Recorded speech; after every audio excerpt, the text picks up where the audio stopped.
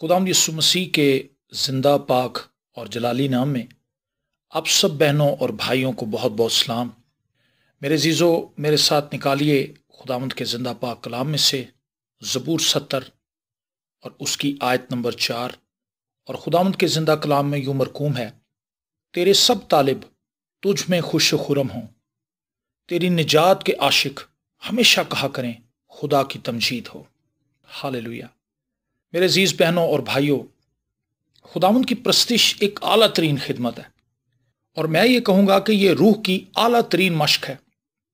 ہمیں ضرور اسے اپنی زندگی میں اولین درجہ دینا چاہیے۔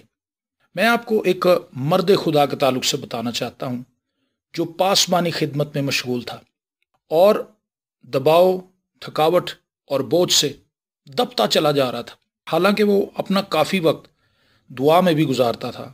ایک دن اس کو خیال آیا کہ اس کی ساری دعائیں صرف خاص ضروریات اور مشکلات کے لیے تھیں، لیکن وہ خدا کی پرستش کو وقت نہیں دے رہا تھا۔ وہ اپنے گھٹنوں کے بل گر پڑا اور اپنی اس غفلت کے لیے خدا سے معافی مانگتے ہوئے اپنا دل اس نے خدا کے سامنے اڈیل دیا۔ اس نے خداوند کی پرستش کرنا شروع کر دی۔ جب وہ ایسا کر رہا تھا تو اس نے بوجھ کو دور ہوتے ہوئے محسوس کیا۔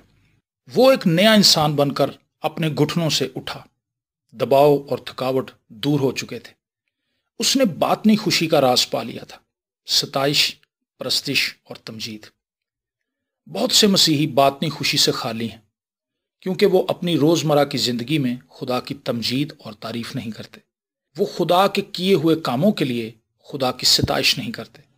جب ہم خدا کی تمجید کرتے ہیں تو اس کا رحم، کرم اور فضل کثرت سے ہماری زندگی میں ظاہر ہونے لگتا ہے۔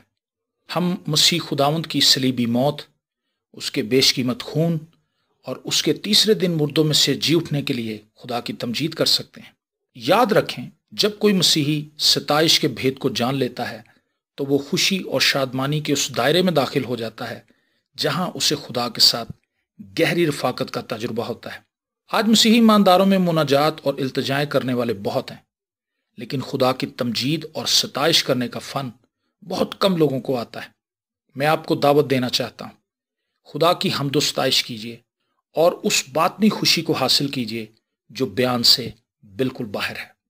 آئیں دعا مانگیں۔ اے آسمانی باپ، تیری تعریف ہو کہ تو نے ہم سے اتنی بھلائیاں کی کہ ہم ان کے لیے تیری جتنی بھی ستائش کریں وہ کم ہے۔ توفیق بخش کہ تیرے ساتھ ایک خوبصورت رفاقت میں چل سکیں۔ یسوع کے نام میں آمین۔